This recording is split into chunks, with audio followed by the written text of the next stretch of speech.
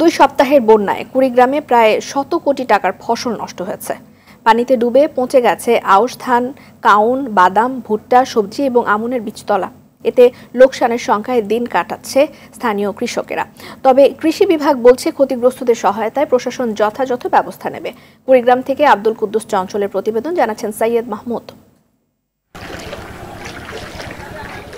বানের পানি নেমে যাবার পর থেকেই ভেসে উঠছে ক্ষতচিহ্ন। আউশ ধান থেকে শুরু করে বাদাম, ভুট্টা সবই ডুবেছিল কমপক্ষে 2 সপ্তাহ। নগদের কাছে সব গ্রাহকই প্রিয়, তাই তো সারা দেশে ক্যাশ আউট চার্জ সবচেয়ে কম। পানি সরে যাওয়ার পর সোনার ফসল থেকে বের হচ্ছে দুর্গন্ধ। আমনের বীজতলা ক্ষতিগ্রস্ত হওয়ায় ধানের চাষ নিয়ে শঙ্কায় কৃষকরা। অটামে একটা দুর্যোগ আসলো, দুর্যোগে আসি আমাদের জিনিসটা সম্পূর্ণটা এখন মাঠে মারি গেল। পানিতে ডুবে যাওয়ার ফলে সবগুলো মরে গেছে। এখন আমরা অনেক ক্ষতিগ্রস্তের মধ্যে পড়ে আছি। আমার 4.5 বিঘা জমির বিচন সবগুলো শেষ হয়ে গেছে, নষ্ট হয়ে গেছে।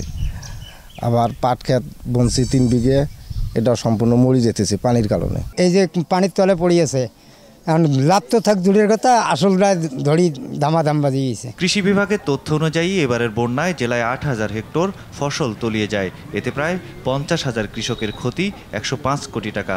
নগদের কাছে সব গ্রাহকই প্রিয়, তাই তো সারা দেশে ক্যাশ আউট চার্জ সবচেয়ে কম।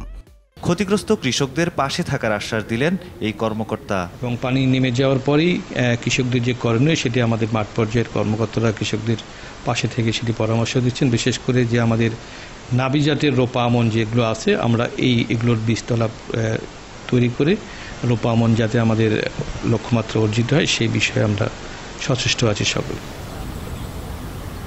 সৈয়দ মাহমুদ, RTV।